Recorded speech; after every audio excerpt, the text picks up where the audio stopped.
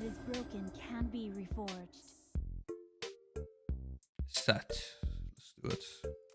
Going against Autolycus. Auto. Would I want resolve? I think I do.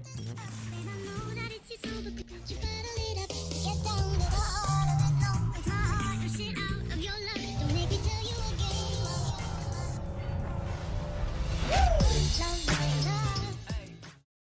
Then there's boxes. I miss playing with box. Playing with box is always fun.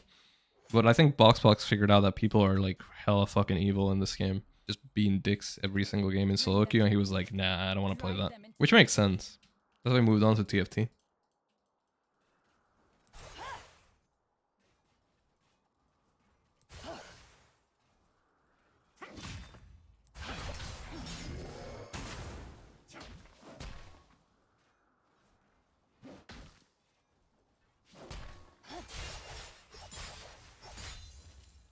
Night conceals the weakness.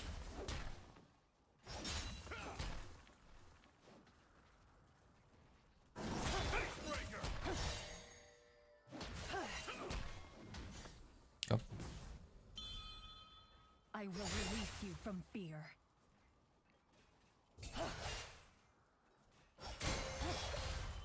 This game is so flawed. Every single matchup is...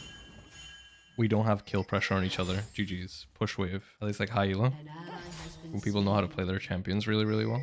When they have like good micro, good movement, understanding of like where they're supposed to be and what they're supposed to do. What are your thoughts on this matchup? It's kind of boring.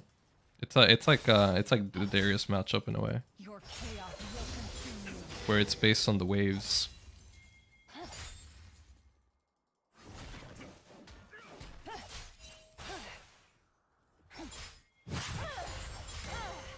Let me shove this so we can go for grubs.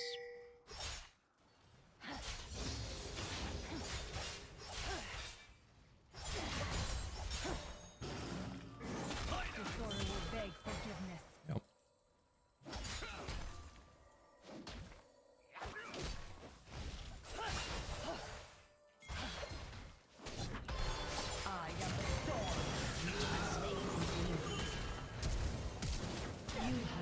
Okay, so that should be a kill for us here.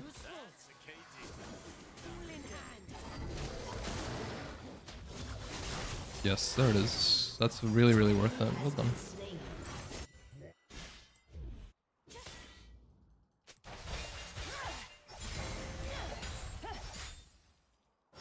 No, that's not true. You can decide the game with mechanical play with your champion, especially Riven, Fiora, and all this other stuff. Even in this matchup, you can do it. And it can be really fun, but it's harder when you have higher like input delay.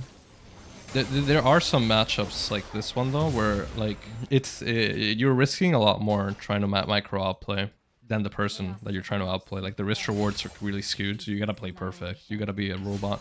No, because there are still mind games you play. I've taught this before. It's like there are mind games you play in this matchup, even though it's like, oh, he never uses E, right? Well, the thing is, if he never uses E, right, then you can trick him with animations to force him to either react with the E, or you get extra, or you just get free damage on him for no reason. So I'll explain. So instead, like I do, I've thought this before, but like let's say I do like auto Q, right? And I'm at this distance here when I'm trying to bait the E itself, right? I'll show you once like dodge spells come back up. So let's say like I'm at this distance here, and I press Q with my third Q right at the max range here, right? If he doesn't react to me tapping S key, because my model immediately stops moving, or like any type of animation that looks kind of big, or like it lasts a certain time, and you see that he doesn't press E, that means that your third Q would have hit him. He wouldn't have reacted in time. But you can just mask it with something else, right? Right out here in this range. See? Like that. You can trick the opponent's mental stack by using your movement, your abilities, and your spacing, and create advantages for yourself. Again, it's much harder when you have higher delay, but you get the idea. It's a way of like... It's a way of dictating the matchup and making your opponent have to feel like pressured compared to you. And you can do this with every matchup, by the way. Every single matchup has these properties. They're just a little bit different. So if you're playing against Renekton, you can trick his W spacing. If you're playing against, you can also trick his Q spacing. If you're playing against Tryndamere, you can trick their E, choice left, right, down, you know, different angles. You can always make it very, very difficult for your opponent. You're supposed to do the same thing that I'm talking about against Darius and all these other champions. That's why, like, when I play this game at like fucking 5 ping, 10 ping, whatever, it's fucked up. The laning looks really fucked up whoever I'm playing with, because it just looks like really robotic, and they can't like get really good hits in unless I mess up like heavily. And there's some like trade patterns that are more like risky, right? So let's say you do in that same spot EW forward, right? That's bad because you're still in like a bad situation afterwards, right? That's why you want to do something that allows you to get out.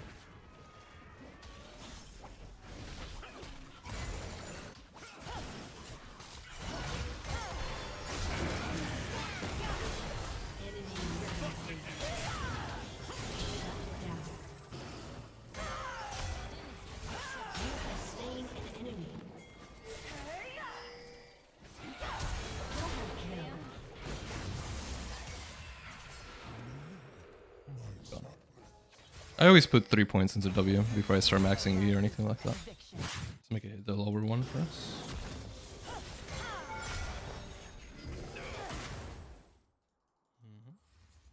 This world balances on the edge.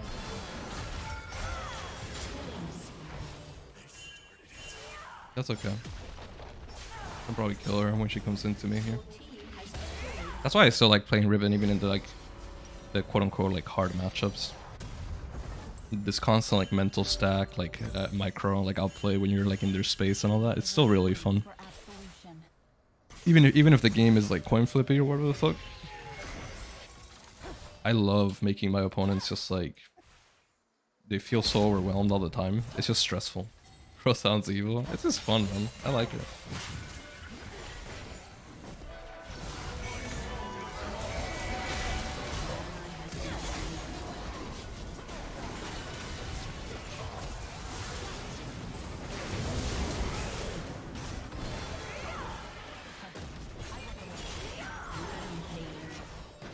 Okay. Rivenar's top 5 was embarrassing ults to miss. I disagree. I think it's easy to miss it, especially when you have someone up close to you, because the wind slash comes out from like here forward, so it's like sometimes it goes through people. I think it's actually easy to miss. Also, it has a pretty big cast time.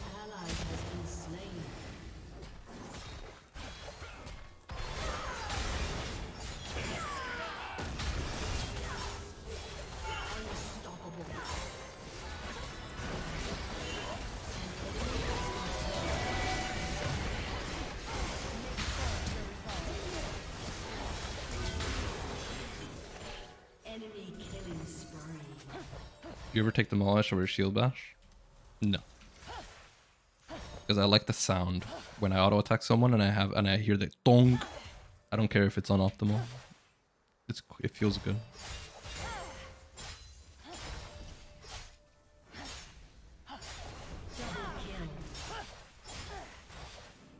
Nope, GG's. Riven really can do it all. She's like a Swiss Army knife of LOL. Yes, she can. That's why I always say she's OP. She can do a little bit of everything. Damage. Wait, one sec, BRB. I'm gonna get some coffee.